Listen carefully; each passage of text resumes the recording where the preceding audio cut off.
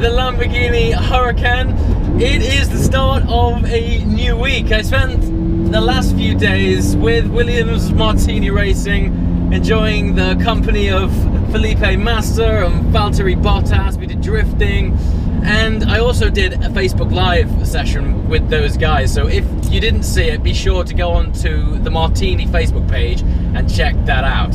But today is another exciting chapter in my visit to Italy.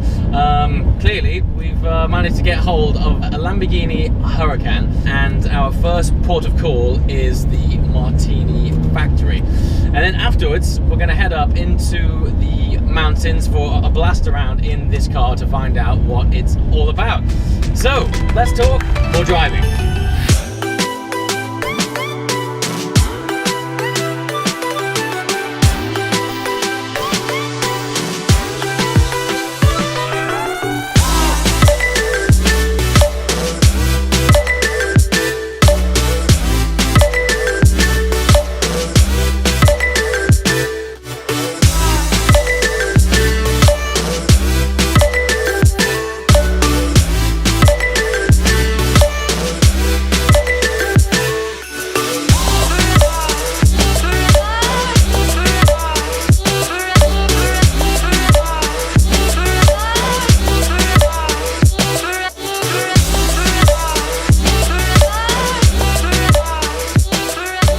Okay, after a beautiful drive through the Italian countryside, we finally arrived. We are here at the Martini house, Casa Martini, and I'm standing on the original terrazza. This is where it all started. This is where parties have gone down.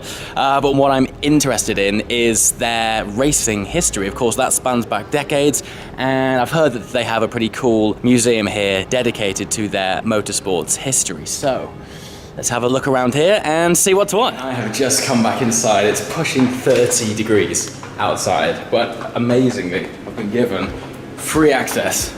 And as I'm sure if you can tell right now, I am heading underground to the catacombs underneath the Martini house.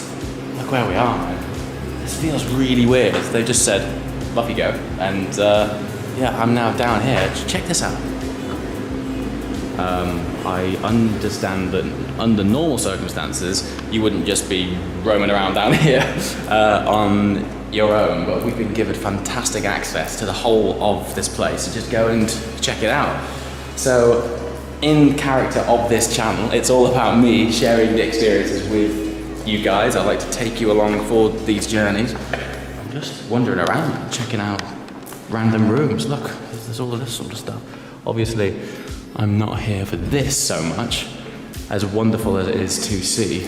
Apparently, somewhere around here is the motorsports room, which feels like such a juxtaposition of interest next to all of these old barrels and things like this. I mean, what is going on in here? Like, interesting ingredients for the vermouth.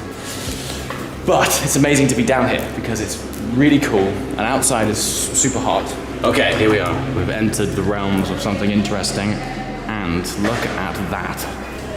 That, I believe, is the front of a barrel that has now been turned into a door. That whole thing actually opens, and you can walk through that into this area here, which I believe later on I'm going to get my chance to make my own vermouth. But I think the museum is in there, so let's go check it out.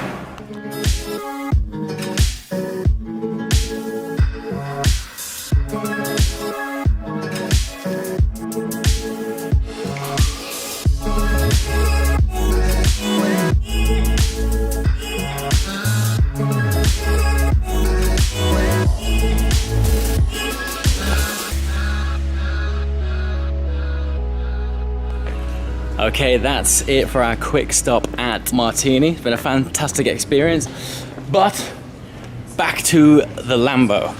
We're now gonna jump in this car and wind our way up some beautiful Italian country roads to a Michelin star restaurant.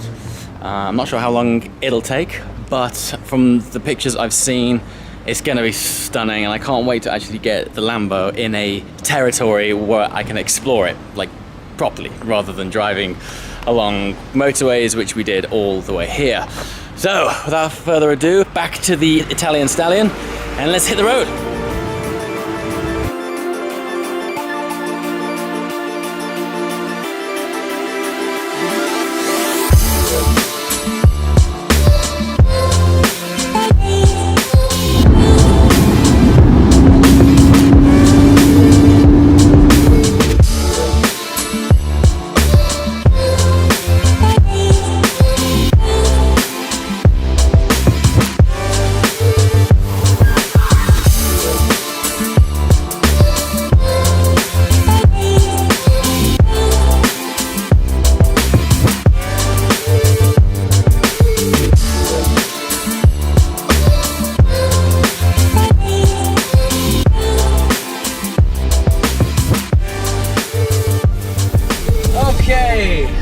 So, finally have some time in the Lamborghini Huracan.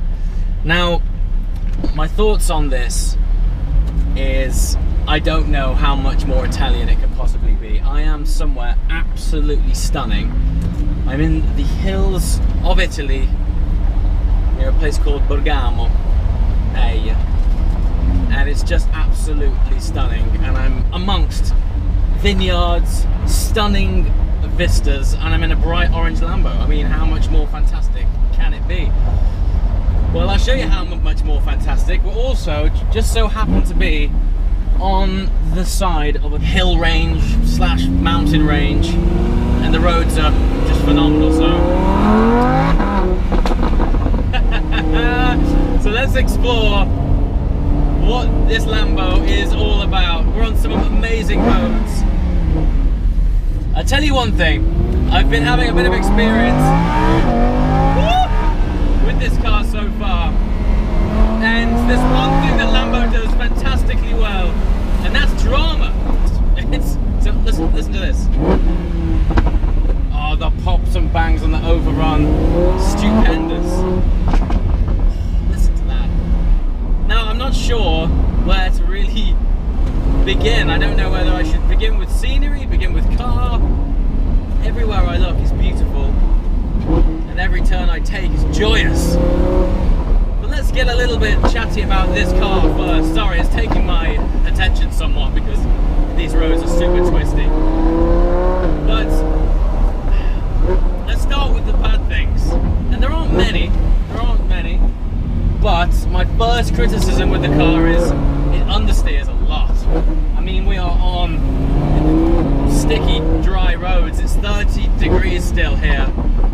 And on some of these tighter hairpins, this front end does wash out quite badly, actually. Now, I'm not sure if that's because some of these are slow and lock to lock.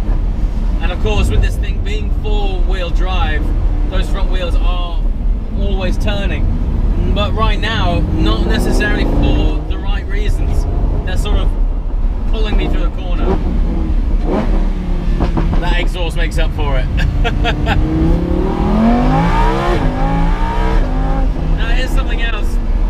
Lambos of old, well, when I say old, LP 560s, Lambos of that era, obviously had the old school single clutch gearbox. I'm just gonna put up these windows. Yeah, older Lambos, LP 560, and let's face it, even the Aventador has that shoddy single clutch gearbox, and it's fine for a while, and it adds a bit of drama because when you shift, it's like someone's hit you in the back of the head with a shovel. Boom!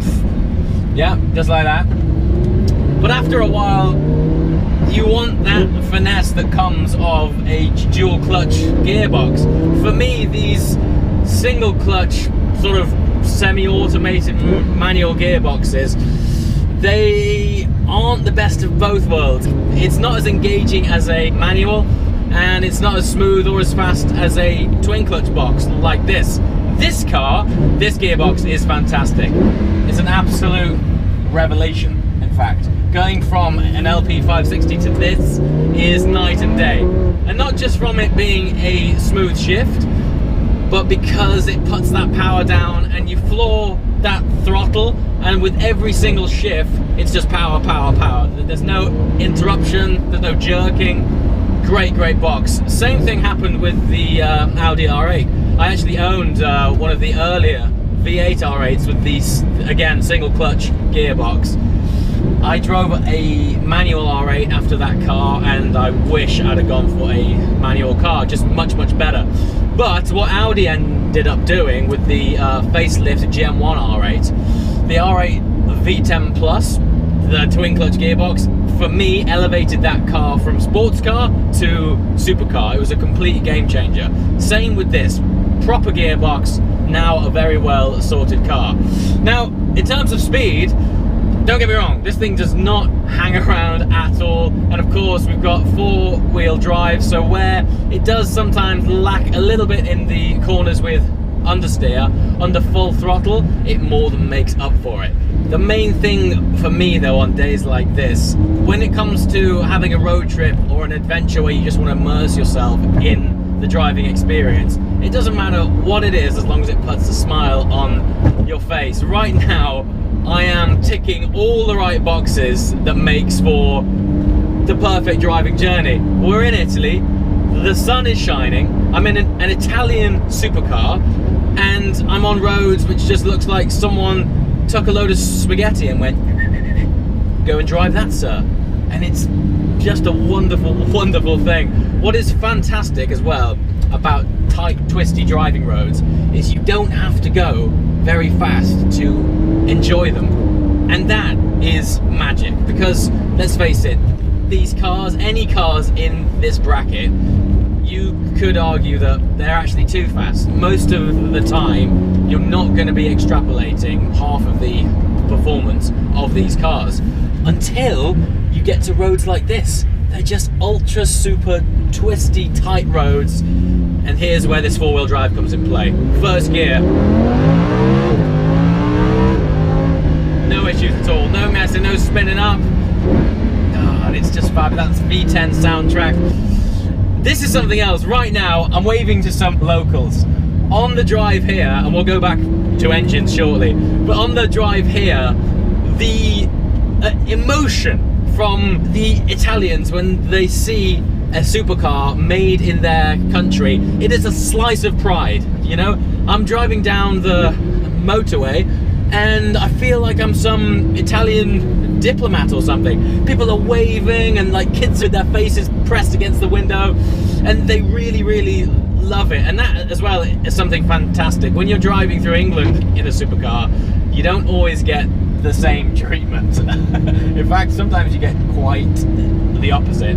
Anyway, back to engines. Turbo's taking over, hybrids are coming on board. This is no doubt going to be one of the last naturally aspirated V10 engines in a mass-produced sports car. And, you know, being able to be part of the generation which got to enjoy an engine like this, I feel super privileged. Right now, I just want to immerse you more, really, in the experience of what's happening. I'm currently winding up this beautiful mountain road towards my hotel for the evening. I won't sign off in the car itself. I will take you for a quick walk around the hotel, because from what I've seen, oh, actually, it is here. Wow, this is a tight turn. From what I've seen, this place is absolutely stunning.